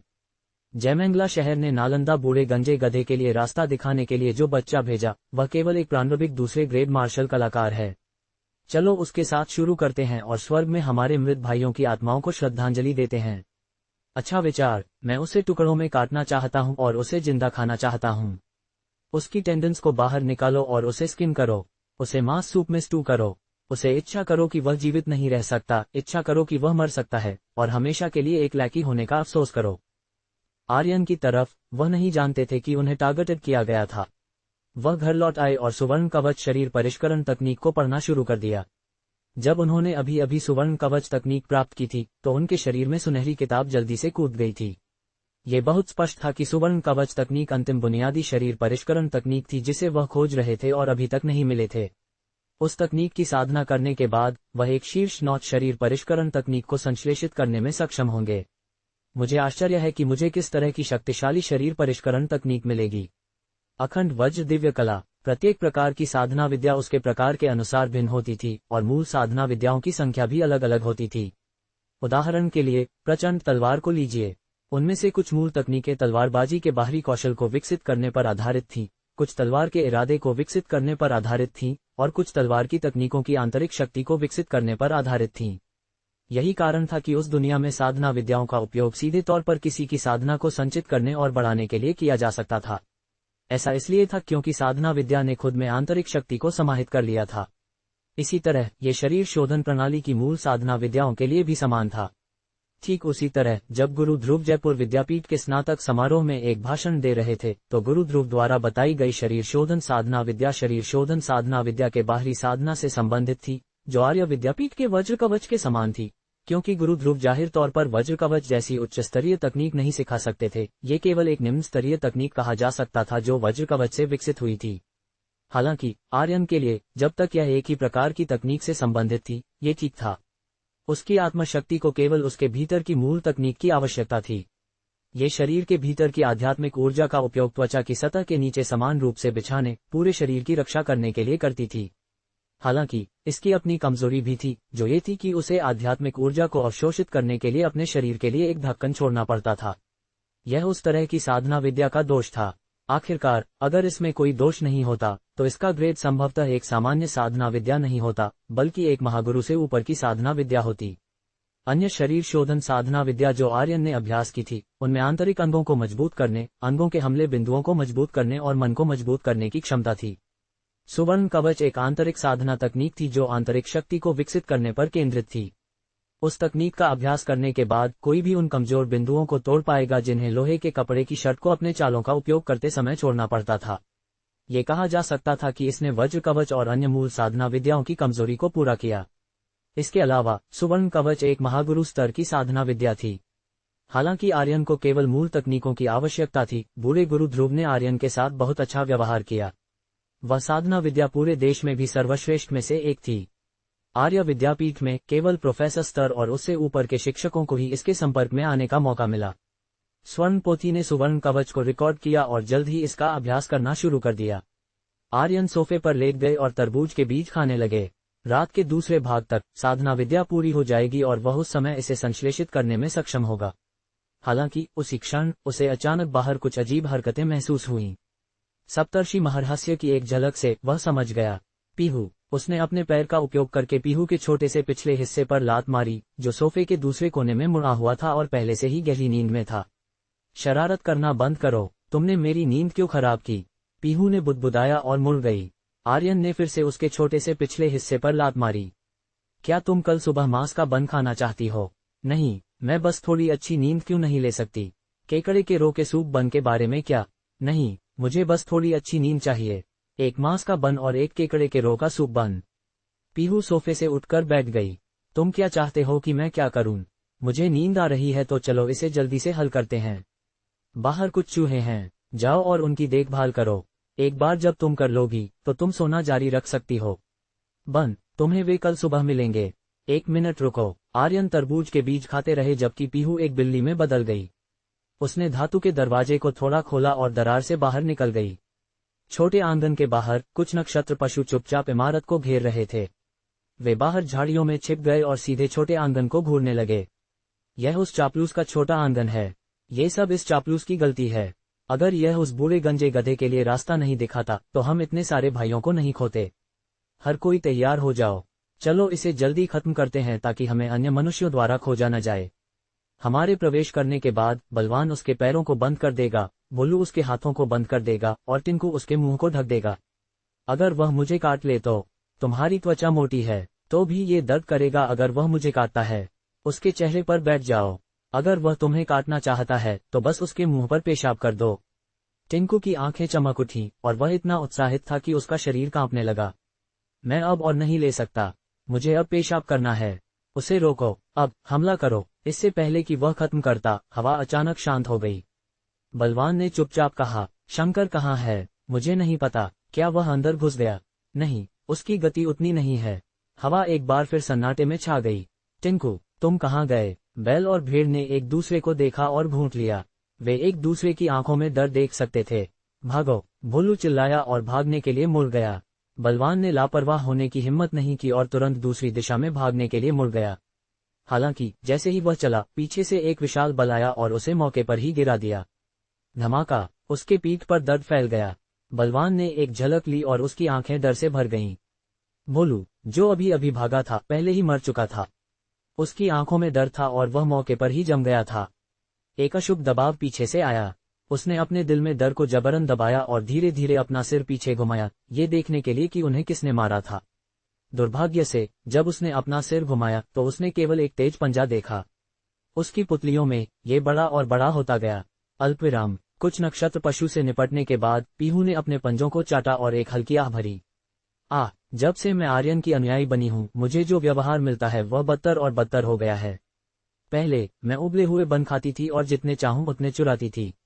अब मुझे एक खाने के लिए काम करना पड़ता है। जैसे ही उसने बोलना समाप्त किया, उसे अचानक छोटे आंगन से एक अत्यंत मजबूत उतार चढ़ाव महसूस हुआ। वह उतार चढ़ाव ऐसा नहीं था जिसे एक साधारण व्यक्ति महसूस कर सके। हालांकि पीहू और आर्यन का एक गुरु सेवक अनुबंध था, इसलिए वह इसे स्पष्ट रूप से महसूस कर सकती थी। इससे उसकी भौहें सिकुड़ गईं। नहीं, ये साथी फिर से मजबूत हो गया। मैं अभी अभी अवस्था द्वितीय में आगे बढ़ी हूँ और मैं अभी तक उसके करीब भी नहीं आई हूँ। फिर भी वह फिर से आगे बढ़ गया। क्या वह अभी भी मुझे जीना चाहता है? हालांकि एक ठहराव के बाद उसकी आंखों ने अपना दृढ़ संकल्प फिर से हासिल कर लिया। तो क्या हुआ अगर तुम मजबूत हो जाओ? अगर तुम मजबूत हो जाओगे तो मैं भी मजबूत हो जाऊंगी। बस इतना है कि मैं तुमसे थोड़ा बाद में आगे निकल जाऊंगी। मैंने पहले 300 साल तक एक सेवक बनने का फैसला किया है। 300 साल बाद मैं निश्चित रूप से स्थिति को पलट दूंगी और तुम्हें अपने पालतू जानवर के रूप में ले जाऊंगी। एक भोजन प्रेमी को किस सम्मान की आवश्यकता है? अखंड वज्र दिव्य कला को मूल शरीर शोधन साधना विद्याओं की सभी शक्तियों का संयोजन कहा जा सकता है। यह विभिन्न प्रकार की शक्तियों का लाभ उठाएगा और उनकी कमजोरियों को पूरा करेगा। एक अखंड वज्र दिव्य कला आर्यन की शारीरिक रक्षा को एक परम महागुरु की तुलना में कई गुना बढ़ाने के लिए पर्याप्त थी। किसी को ये जानना होगा कि हालांकि एक परम महागुरु का शारीरिक शरीर शक्तिशाली था, फिर भी इसकी एक सीमा थी। सीमा तक पहुंचने के बाद कोई अभी भी घायल हो जाएगा। एक हमला जिसमें एक परम महागुरु के बराबर ताकत है, या यहाँ तक कि परम महागुरु रैंक से ऊपर का हमला, उदाहरण के लिए एक परम महागुरु को घायल कर सकता है। हालांकि अखंड वज्र दिव्य कला के साथ आर्यन की रक्षात्मक क्षमता को बहुत सुधार किया जा सकता था।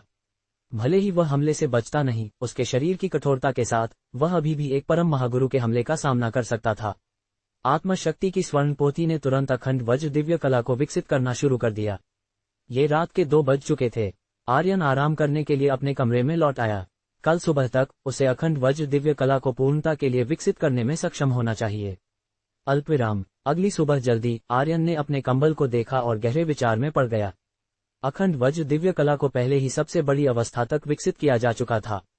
हालांकि वह अब जिस समस्या के बारे में सोच रहा था वह समस्या नहीं थी, बल्कि कि क्या साधना विद्या उसे एक स्टील बार में बदल देगी। वह बैठ गया और जांच की, फिर आखिरकार उसने राहत की सांस ली। सौभाग्य से नई तकनीक के जुड़ने के साथ भी कुछ भी नहीं बदला। उसके बाद उसने अखंड वज्र दिव्य कला का उपयोग किया और चौंकाने वाला पाया कि उसका शरीर एक सुनहरी रोशनी से लिपटा हुआ था। वह सुनहरी रोशनी आत्मशक्ति की स्वर्ण पोथी से उत्पन्न हुई और आत्मशक्ति से फैलकर आर्यन के शरीर को ढकने वाली 1 मिलीमीटर मोटी परत बन गई। हालांकि ये दूरी बहुत दूर तक नहीं फैली, इसने आर्यन को जो रक्षात्मक शक्ति दी वह असाधारण थी। आर्यन की त्वचा का हर इंच, यहाँ तक कि हर कोशिका, अखंड वज्र दिव्य कला की सुरक्षा के तहत थी और महागुरु रैंक के हमलों का सामना कर सकती थी। उसने अपनी मुट्ठी का उपयोग करके उससे टकराने की कोशिश की। खट खट धातु के टकराने की आवाज उसकी मुट्ठी से निकली। बनावट बहुत स्पष्ट और कान को सुखद थी। इतना शक्तिशाली। चलो इस साधना विद्या को आजमाते हैं और देखते हैं कि यह कितना मजबूत हमले का सामना कर सकती है। एक गहरी सांस लेते हुए आर्यन ने अपनी बांह पर आकाशास्त्र तलवार का उपयोग किया। धड़ाम। पूरा कमरा तुरंत शांत हो गया। आर्यन ने अपनी बांह को फर्श पर चुपचाप पड़े देखा और गहरे विचार में पड़ गया। मैं बहुत लापरवाह था। आकाशास्त्र तलवार और अखंड वज्र दिव्य कला एक ही स्तर के होने चाहिए। एक सामान्य परम महागुरु अधिक से अधिक महागुरु स्तर पर एक साधना विद्या का उपयोग करेगा, लेकिन आकाशास्त्र तलवार पहले ही उस सीमा से कहीं अधिक हो गया था। नतीजतन अखंड वज्र दिव्य कला उसके हमलों के खिलाफ बचाव करने में असमर्थ थी। हल्की आह भरते हुए आर्यन ने अपनी बांह उठाई और उसकी मरम्मत के लिए अमृत चिकित्सा का उपयोग किया। बहुत जल्दी उसकी बांह पूरी तरह से अनडैमेज्ड थी। एक भी निशान नहीं बचा था। ऐसा लग रहा था कि अखंड वज्र दिव्य कला के साथ वह किसी भी चीज के खिलाफ बचाव करने में सक्षम नहीं होगा। ये केवल ये कहा जा सकता था कि परम महागुरु या दिव्य संघ के एक मार्शल कलाकार के खिलाफ बचाव करना कोई समस्या नहीं होगी। अगर वह रक्षा के एक उच्च स्तर को प्राप्त करना चाहता था तो उसे एक मजबूत साधना आधार की आवश्यकता होगी। अगर उसने अखंड वज्र दिव्य कला का उपयोग किया तो उसकी रक्षा और भी मजबूत होगी। हालांकि साधना कुछ ऐसा नहीं था जिसे रातों रात हासिल किया जा सके। शायद उसे अपने कलाकृतियों के शोधन को उठाना चाहिए और कुछ बहुत शक्तिशाली रक्षात्मक कपड़ों को परिष्कृत करने की कोशिश करनी चाहिए। साधारण और असाधारण ग्रेड रक्षात्मक कपड़े निश्चित रूप से काम नहीं करेंगे। उनके पास कोई विशेष क्षमता नहीं थी और वे अपना रूप भी नहीं बदल सकते थे। इसके अलावा उनकी रक्षात्मक क्षमता एक परम महागुरु की अपनी रक्षा के खिलाफ बचाव करने के लिए भी पर्याप्त नहीं थी, यह उल्लेख करने के लिए नहीं कि उसके पास अखंड वज्र दिव्य कला थी। एक परम महागुरु ग्रेड रक्षात्मक कपड़ों को साधारण कपड़ों में बनाया जा सकता था। हालांकि उनकी रक्षात्मक क्षमता को केवल एक ग्रेड परम महागुरु ग्रेड हमले के खिलाफ बचाव करने में सक्षम होना चाहिए और कई बार की एक सीमा थी। साधारण मार्शल कलाकारों, महागुरुओं या महान संप्रदायों के लिए उन्हें ऐसी वस्तु की आवश्यकता हो सकती है। हालांकि आर्यन के लिए ऐसी वस्तु थोड़ी ज्यादा दिखावटी थी। आत्मशक्ति की स्वर्णपोथी संश्लेषण साधना विद्या बहुत मजबूत है। मुझे आश्चर्य है कि क्या संश्लेषित हथियार शोधन तकनीक इस दुनिया में साधारण हथियार शोधन तकनीकों को पार करने में सक्षम होगी।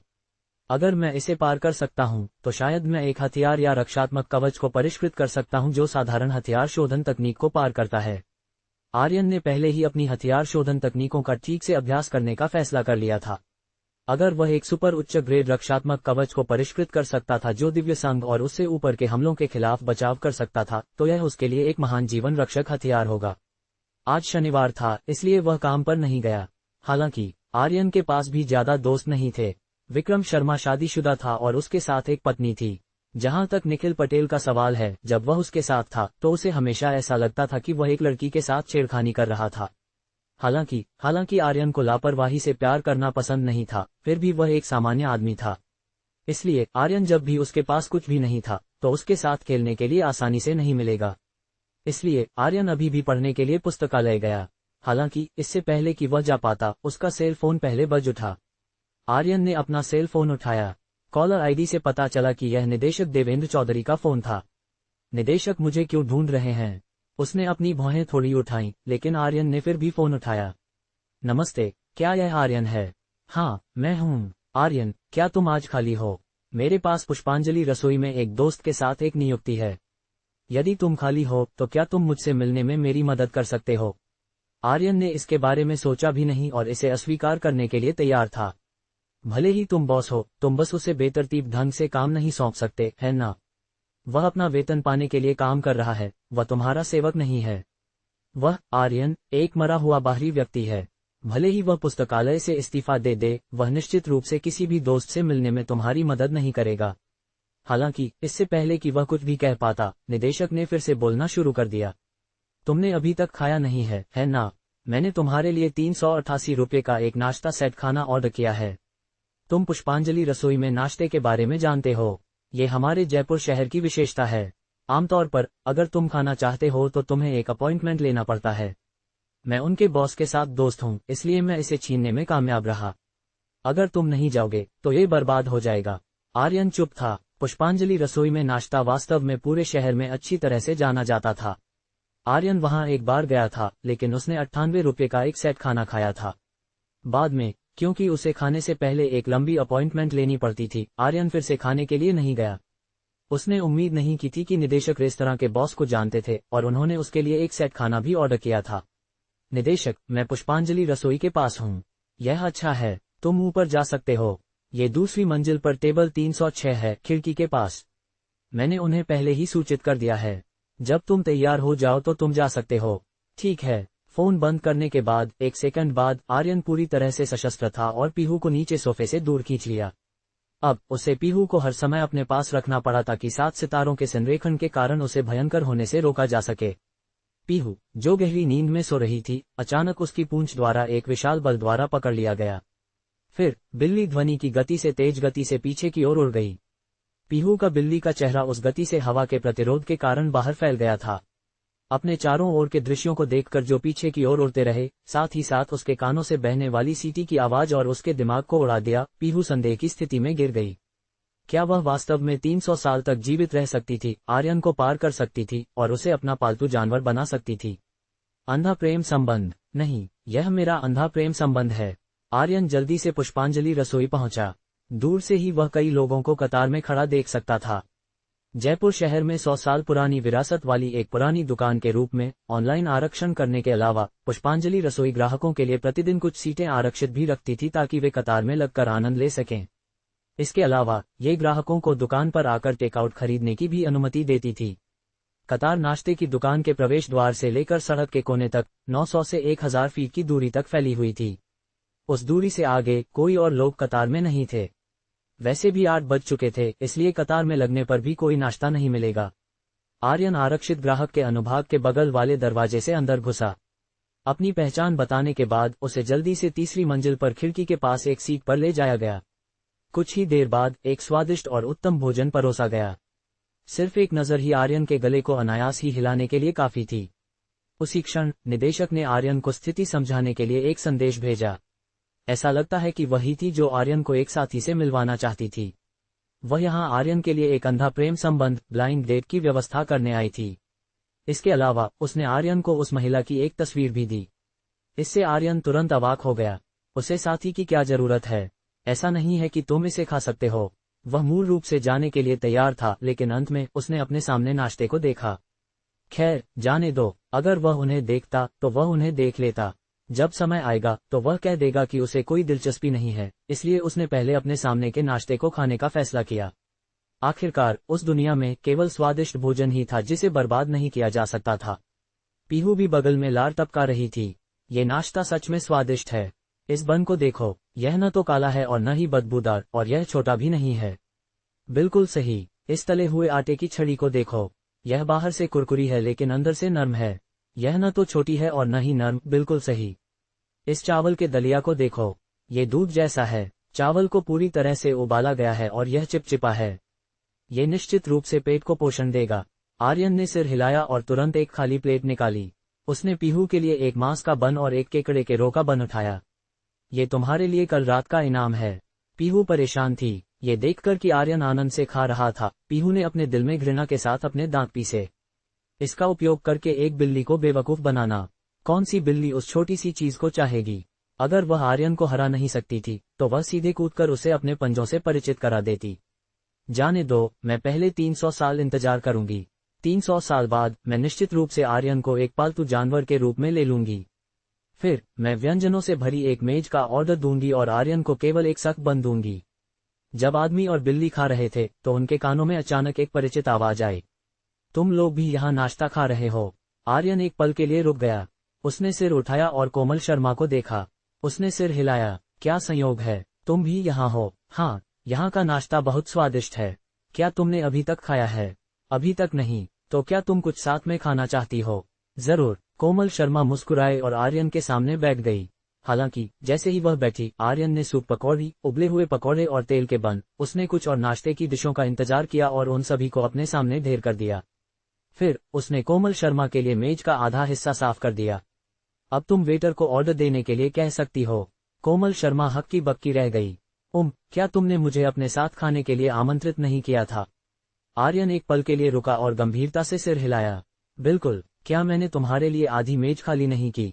इस तरह तुम अपना भोजन ऑर्डर कर सकती हो। हम एक ही मेज पर साथ में खाएंगे। कोमल शर्मा चुप थी। उसे लगा कि उसका दिमाग एक पल के लिए काम नहीं कर रहा था। हालांकि यह आर्यन द्वारा ऑर्डर किया गया भोजन था, ये समझ में आता था कि वह इसे उसे नहीं देना चाहता था। हालांकि उन दोनों को दोस्त माना जा सकता था। अगर वह एक भोजन ऑर्डर करती और आर्यन से मिलती तो वह निश्चित रूप से आर्यन को खाने के लिए आमंत्रित करती। हालांकि आर्यन, पीहू, जो प्लेट को चाट रही थी, ने उस पर एक नजर डाली और उसके विचारों को समझ लिया। इससे वह मन ही मन में थूक दी। इस भोजन प्रेमी को भूल जाओ, वह बाकी सब कुछ छोड़ देगा, लेकिन भोजन को नहीं, खासकर स्वादिष्ट वाले को। ये बेकार है। भले ही तुम सुंदर दिखा, आखिरकार तुम्हें खाया नहीं जा सकता। भले ही तुम सुंदर दिखा, और तुम निश्चित रूप से भोजन नहीं देती जहां तुम दे सकती हो। ये सोचने के बाद उसकी नजर, जो अभी भी कोमल शर्मा पर थी, एक सेकंड के लिए रुक गई। अवसाद के एक पल के बाद कोमल शर्मा ने अपना भोजन ऑर्डर किया। आखिरकार वह एक लड़की थी और उसके लिए उस तरह से अकड़कर बैठना बहुत अच्छा नहीं था। उसने एक छोटा उबला हुआ बन और एक कटोरी लाल बीन का दलिया ऑर्डर किया। आखिरकार वह एक लड़की थी। उसने आर्यन की तरह नहीं खाया। जब उसने अपनी चॉपस्टिक उठाई तो उसने अपना मुंह थोड़ा खोला और धीरे से फूंका। उसने केवल एक छोटा सा निवाला लिया। वह एक किताब की एक सुंदर महिला की तरह बहुत ज्यादा थी। हालांकि उस तरह से दक्षता निश्चित रूप से कम होगी। उसने आर्यन के लंबे समय तक खाने के बाद ही खाना समाप्त किया। कोमल शर्मा ने अपने मुंह के कोने को पोंछने के लिए एक नैपकिन निकाला। वह मदद नहीं कर सकी लेकिन पूछने लगी, क्या तुम खाना खत्म नहीं कर चुके हो? तुम क्यों नहीं जाते? आर्यन ने सुबह की चाय की एक घूंट ली और शांति से कहा, हमारे निदेशक ने मुझे एक अंधा प्रेम संबंध के लिए यहाँ आने के लिए धोखा दिया। वह मुझे एक साथी से मिलवाना चाहती थी। कोमल शर्मा को पता नहीं था कि हंसे या रोए। तुम भी एक अंधा प्रेम संबंध के लिए यहाँ हो? आर्यन ने उस पर एक नजर डाली। तुम भी? कोमल शर्मा ने सिर हिलाया। मेरे दादा के एक पुराने सहपाठी ने मुझसे अपने पोते का परिचय कराने पर जोर दिया। उसने मेरे दादा के साथ एक अपॉइंटमेंट ली और मुझे यहाँ मिलने के लिए कहा। देवेंद्र चौधरी की दादी की दूसरी बहन की पोती। वह बहुत सुंदर होनी चाहिए, है ना? ठीक है, वह निश्चित रूप से तुम्हारे जैसी स्कूल की रानी से तुलना नहीं कर सकती। लेकिन मैं वैसे भी डेट नहीं करना चाहता। जब वह बाद में आएगी तो मैं कुछ शब्दों के बाद चला जाऊंगा। आखिरकार उसने अभी अभी निदेशक द्वारा ऑर्डर किया गया नाश्ता खाया था। उसे कुछ इज्जत देनी पड़ी। मैं अब केवल शिक्षक योग्यता परीक्षा देना चाहता हूँ। इसके अलावा मैं देखना चाहता हूँ कि क्या मैं अगले कुछ वर्षों में शेंटियान दायरे में आगे बढ़ सकता हूँ, इसलिए मैं भी थोड़ी देर बाद मना करने के लिए तैयार हूँ। आर्यन एक नज़र में बता सकता था कि कोमल शर्मा की साधना पहले से ही होतियान 8वें ग्रेड में थी और वह बहुत जल्दी सुधार कर रही थी। ओह हाँ, तुम्हारा अंधा प्रेम संबंध कैसा दिखता है? चूंकि वह दादी देवेंद्र चौधरी की भतीजी है तो वह भी जयपुर विद्यापीठ से होनी चाहिए। शायद मैं उसे जानता हूँ और मैं तुम्हें एक संदर्भ दे सकता हूँ। अगर वह एक अच्छी इंसान है तो तुम उसे भी मान सकते हो। इसकी कोई जरूरत नहीं है। मैं वैसे भी डेट नहीं करना चाहता। ठीक है। वे दोनों मेज पर बैठे और अचानक चुप हो गए। उन्होंने अपनी थोड़ी को अपनी बाहों से सहारा दिया और खिड़की से बाहर देखा। हालांकि उसी क्षण आर्यन ने अचानक अपनी भौहें उठाईं। ऐसा इसलिए था क्योंकि उसने सड़क के पार एक आकृति देखी। नहीं, सटीक होने के लिए ये दो आकृतियां थीं जो हाथ पकड़े हुए थीं। अरे, वह मेरा अंधा प्रेम संबंध लगता है। कहाँ? ठीक वहीं। आह, जो दो लोग हाथ पकड़े हुए हैं। आर्यन ने इशारा किया। कोमल शर्मा ने देखा और अपनी भौहें भी थोड़ी उठाईं। वह तुम्हारा अंधा प्रेम संबंध कैसे हो सकता है?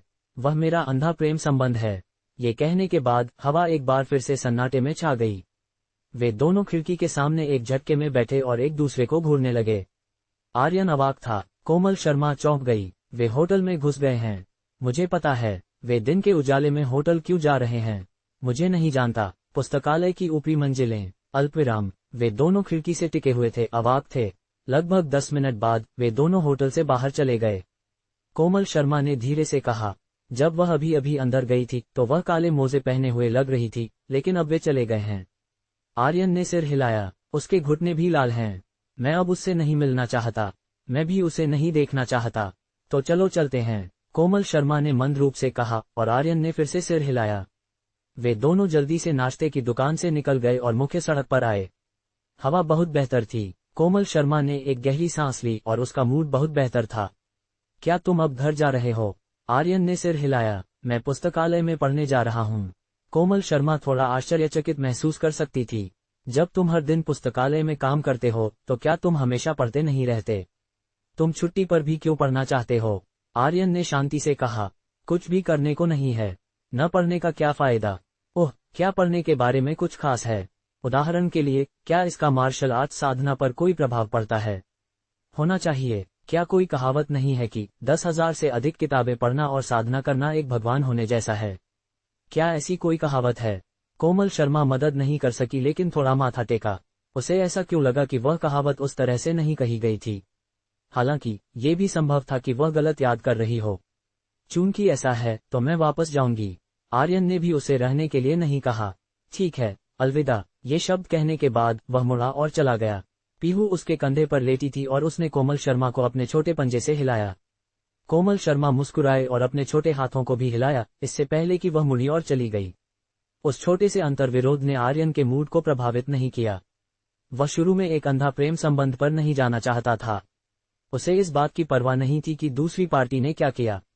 उसे इस बात की परवाह थी कि पुस्तकालय में कलाकृति शोधन साधना विद्याओं को खोजना और शोधन के बारे में ठीक से सीखना था। हालांकि हथियार शोधन तकनीकों की खोज बहुत आसानी से नहीं चली। पुस्तकालय में बहुत सारी किताबें थीं जिनमें हथियार शोधन दर्ज था, लेकिन बहुत सारे प्रकार नहीं थे।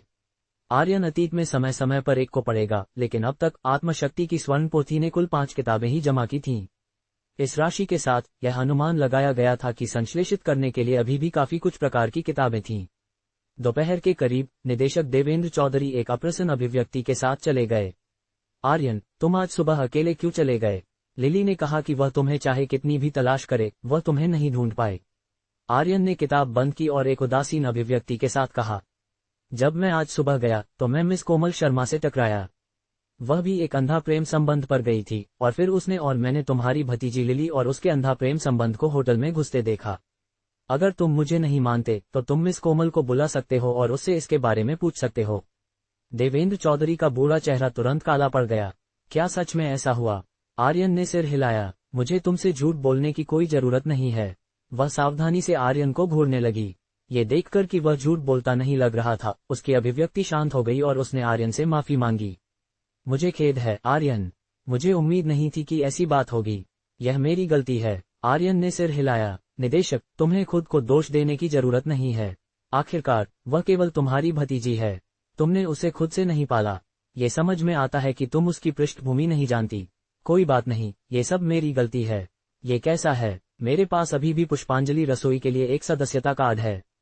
अंदर अभी भी कुछ पैसा है। इसे तुम्हारे लिए कुछ मुआवजे के रूप में मानो। देवेंद्र चौधरी ने कुछ नहीं कहा और आर्यन की जेब में एक कार्ड डाल दिया। उसके बाद उसकी नजर उस किताब पर पड़ी जिसे आर्यन पढ़ रहा था और वह धीरे से कह सकती थी, अरे, क्या तुम हथियार शोधन तकनीक को देख रहे हो? हाँ, मुझे हाल ही में इसमें काफी दिलचस्पी है। हथियार शोधन तकनीक सीखना भी काफी अच्छा है।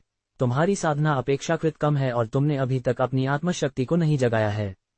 तुम्हारे लिए युद्ध तकनीकों का अभ्यास करना उपयुक्त नहीं है। हालांकि अगर तुम हथियार शोधन तकनीक या गोली शोधन तकनीक, साथ ही चिकित्सा तकनीक का अभ्यास कर सकते हो, तो तुम्हारे पास भविष्य में पुस्तकालय छोड़ने पर भी कई बेहतर रोजगार विकल्प होंगे। देवेंद्र चौधरी ने किताब उठाई। हथियार शोधन की यह कला केवल साधारण स्तर पर है। हथियार शोधन अपेक्षाकृत व्यापक है, लेकिन उच्च स्तरीय तकनीकों को हमेशा बहुत कम जगहों पर महारत हासिल किया गया है। हमारे पुस्तकालय में किताबों का एक अपेक्षाकृत छोटा संग्रह है। अगर हम आर्य विद्यापीठ में होते तो हम निश्चित रूप से कलाकृतियों के शोधन की कुछ और उन्नत कलाएं सीख पाते। मैं तुमसे झूठ नहीं बोल रही हूँ। तुम जानते हो, मनुष्यों की साधना विद्या सभी नक्षत्र पशुओं के नक्षत्र कोर से विकसित होती हैं। बहुत पहले आर्य विद्यापीठ ने कई विशेषज्ञों को पाला था और कई शक्तिशाली नक्षत्र पशुओं का शिकार करने के लिए अंतरिक्ष युद्ध के मैदान में प्रवेश किया था। वहां से उन्होंने बड़ी संख्या में नक्षत्र कोर प्राप्त किए और कई साधना विधियां विकसित की। हजारों वर्षों के विकास के बाद आर्य विद्यापीठ के लोगों ने सेना में शामिल होने और अपने स्वयं के स्वतंत्र भाड़े के समूहों दोनों को किया था। उन्होंने अधिक से अधिक नक्षत्र पशुओं को मार डाला और अनगिनत साधना विद्या प्राप्त की। इसलिए हमारे 9 प्रांतों के भीतर एक कहावत भी है कि आर्य विद्यापीठ दुनिया में सबसे अच्छा मार्शल आर्ट है। वास्तव में तुम्हें अभी भी इस पर विचार करना चाहिए। आर्यन की अभिव्यक्ति पहले की तरह ही उदासीन थी और वह जरा भी नहीं हिला। मैं जानता हूं कि मैं क्या कर सकता हूं, इसलिए खुद को शर्मिंदा करने की कोई जरूरत नहीं है। आर्य विद्यापीठ कितना भी अच्छा क्यों न हो, स्कूल जाने के लिए अभी भी कई नियम थे। ये पुस्तकालय में जितना मुक्त कैसे हो सकता था? उसे कुछ भी नहीं करना था और उसके पास पैसा था। क्या इससे अधिक सुंदर नौकरी हो सकती है? इसके अलावा उसे केवल उसी उत्पत्ति की साधना विद्या को देखने की आवश्यकता थी ताकि वह सीख सके। उसे अत्यधिक गहन साधना विद्याओं को देखने की आवश्यकता नहीं थी। पहले गुरु ध्रुव ने उसे सुवर्ण कवच दिया था। स्वर्ण पोथी ने इसे रिकॉर्ड करने के बाद उसने केवल अपनी बुनियादी रणनीतियों को परिष्कृत किया। जब तक यह उसकी ताकत को प्रभावित नहीं करता, ये वही था चाहे वह कहीं भी जाए। देवेंद्र चौधरी ने थोड़ा आह भरी। उसे वास्तव में आर्यन के लिए खेद महसूस हुआ। एक साधारण व्यक्ति के लिए उत्तर प्रदेश में आर्य विद्यापीठ में प्रवेश करना आसान नहीं था। फिर भी आर्यन ने इस तरह के एक अच्छे अवसर को बर्बाद कर दिया था। ठीक है, मुझे सिर्फ खेद महसूस हुआ और मैं मदद नहीं कर सकी, लेकिन उसे मना लिया। ये कैसा है? चूंकि तुम आर्य विद्यापीठ में जाने के इच्छुक नहीं हो, तो पुस्तकालय की ऊपरी मंजिल पर जाओ और एक नजर डालो। वहां कुछ बेहतर हथियार शोधन तकनीकें भी हैं। आर्यन थोड़ा हक्का बक्का रह गया। उसने देवेंद्र चौधरी को देखा, जो मुस्कुराए और कहा, तुम्हें मुझे उस तरह से देखने की जरूरत नहीं है। हालांकि तुम्हारी ताकत ऊपरी मंजिल पर जाने के लिए पर्याप्त नहीं है, मैं इसकी अनुमति दूंगी। किसने तुम्हें पुस्तकालय का एक अनुभवी होने के लिए कहा? इसके अलावा मैं काफी शर्मिंदा हूं कि मेरे द्वारा तुम्हें एक साथी से मिलवाने का मामला ऐसा समाप्त हुआ। तो धन्यवाद निदेशक। आर्यन ने उसके साथ शिष्टाचार करने की जहमत नहीं उठाई। उसे इस बात की परवाह नहीं थी कि ऊपरी मंजिल पर साधना विद्या मजबूत थी या कमजोर। उसे इस बात की परवाह थी कि साधना विद्याओं की उत्पत्ति की विशिष्टता थी। ये कुछ साधना विद्याओं से अलग हो सकता था जिन्हें वह वर्तमान में अभ्यास कर रहा था। उस समय वह कुछ और हथियार शोधन साधना विद्याओं का अभ्यास करने में सक्षम होगा और फिर उन्हें एक शक्तिशाली साधना विद्या में संश्लेषित करेगा। देवेंद्र चौधरी मुस्कुराए, ये ठीक है, आगे बढ़ो। हालांकि दोपहर का भोजन करना मत भूलना। बिना रुके पढ़ना तुम्हारे शरीर के लिए अच्छा नहीं है। समझ गया, आर्यन ने जवाब दिया और सूची ले ली। फिर वह जल्दी से पुस्तकालय की चौथी मंजिल पर चला गया।